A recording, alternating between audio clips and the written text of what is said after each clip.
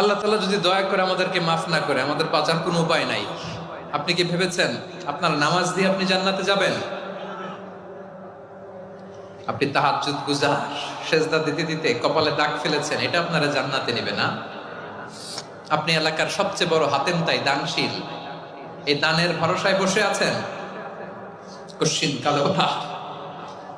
আমাদের নামাজ, আমাদের রোজা, আমাদের ইবাদত, এগুলোকে মিজানের পাল্লায় উঠালে কোনো ওজনই হবে না। তবে আমাদের একটা কৌশল জানা আছে, আমরা আল্লাহর রহমতের ভিখারি।